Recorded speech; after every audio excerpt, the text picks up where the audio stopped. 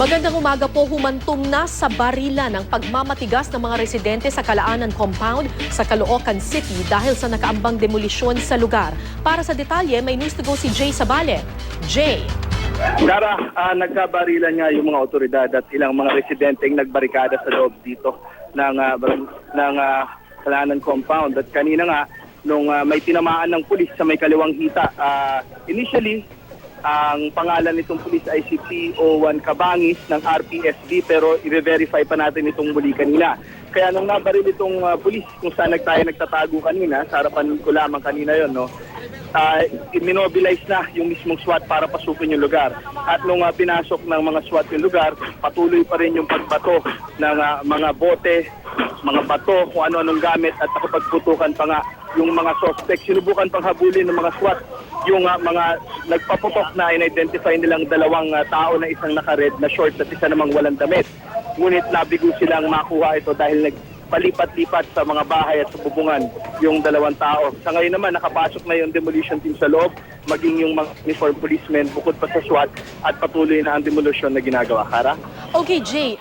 Kung nagkabarilan, ibig sabihin, linawin lang natin ibig sabihin, yung mismong mga residente dyan sa Kalaanan Compound ay may mga armas. Meron silang mga baril at sila yung namaril doon sa mga pulis.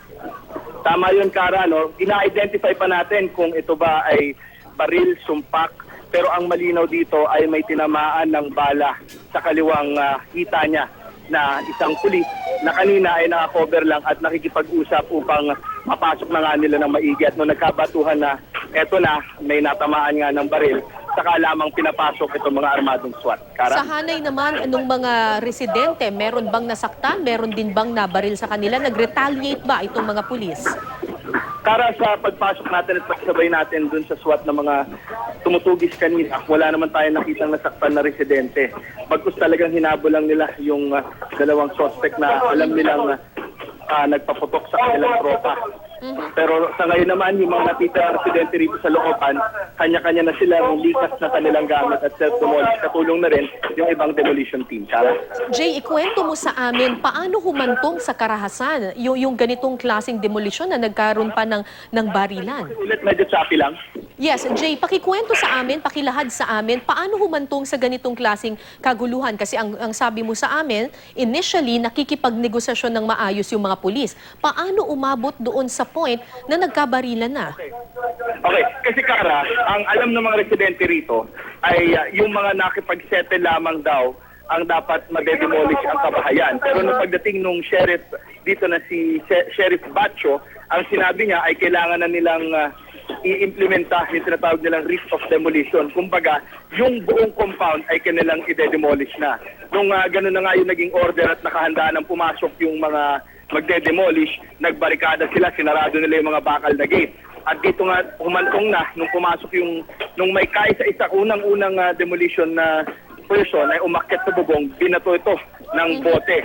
Dito hinuli ng mga pulis yung isang lalaki na namato ng bote at dito na nga nagsimula nung dahan-dahan ng papasok yung mga pulis ay nagbatuhan na. Nung malapit yung mga pulis at naka-cover sa may mismong gate at silang establishmento bago makapasok sa loob ng compound, may nagpaputok sa loob na residente na tinamaan nga yung isang pulis at dito na rin binobilize ng mga pulis ng kanilang SWAT ng mga armado para tugisin yung nagpaputok. Kara? So Jay, base doon sa kwento mo, malinaw na ang kaguluhan o ang karahasan ay nagsimula sa hanay ng mga residente kasi sila yung unang nambato at sila rin yung unang namaril.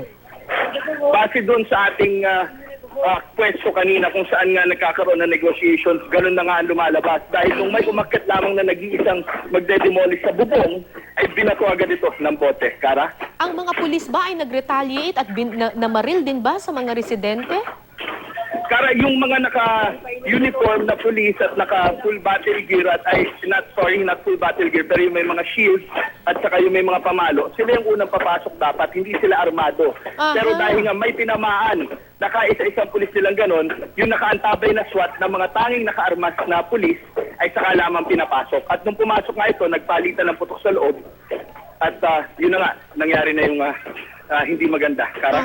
So initially, itong mga pulis na pumunta dyan ay walang armas at wala silang balak na mamaril ng kung sino man dyan. Tama yun, Kara, kasi base na rin sa utos ng Chief of Police ng Caloocan, yung mga naka-shield at yung may mga helmet at pamalo, yun lamang dapat ang kanilang i-deploy for peace and order. Pero para sigurado, kung kinakailangan, meron sila nakahanda na tao na SWAT na mga armado. Teka lang, Kara, no? Meron silang may hawak-hawak silang tao dito. Baka ito yung sinasabi nilang na maritigan natin. Kara? Sige. Patuloy pa rin ba, Jay, ang kaguluhan dyan? Wala naman po. Kara, sir, anong kaso nito? Ba't pinuhuli? Ay, kasama sa mga bato yan. Kasama silang bato? Kasama ka silang bato? Okay. So, Kara, itong lalaking kanilang binibitbit ngayon, allegedly, isa daw to sa mga namato sa mga polis. So, saan wala naman dadalhin? ng masyadong gulo rito. Kumbaga, nagsiself-demolish naman ng iba. Nagde-demolish na yung mga private na hinire nung mismong may-ari nung sinasabing lupa. Tanging tinutugis na lamang nila yung mga identified nilang mismo ng gulo. Kara? Saan dadalhin yung mga nahuli ng mga pulis na nanggulo, ng bato at namaril? Kara, sa kasalukuyan, binibitbit nila ito palabas papunta sa kanilang lobby. At sa tingin ko, dadalhin ito sa mismong Caloocan PNP. Pero i-verify pa rin natin yan kay Chief of Police. Kara? Para sa kaalaman lamang po ng ating mga manonood, ito pong dinedemolish na Kalaanan compound dyan sa Caloocan City ay inoferan itong mga residenteng ito. Tama ba, Jay? Inoferan sila ng pera ng may-ari ng lupa na 60,000 pesos para sila ay mag-self-demolish or umalis na dyan sa lugar. Pero ito ay hindi tinatanggap ng mga residente dahil ang gusto nila 80,000 pesos na kaliwaan. Tama ba, Jay? Kara, bakit ganito yung explanation ni Kagawad Tio sa atin, no? Ang ino-offer sa kanila ay 60,000 pesos per household para umalis.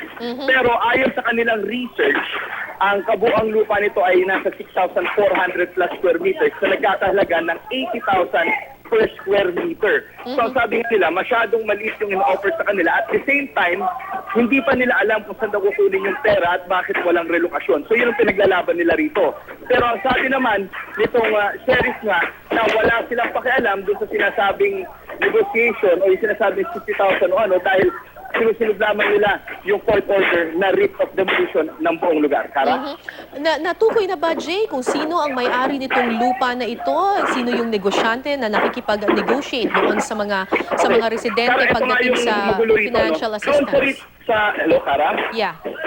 Yun. Ang magulo rito, Kara, doon sa may writ of demolition order, isang Ramon Nice at Natividad Nice, yung nakasulat doon na may-ari ng lupa. Pero ang claim ng mga residente na siyang bumili at nag-o-offer ng settlement sa kanila ay isang nagangalang Alfredo Yao.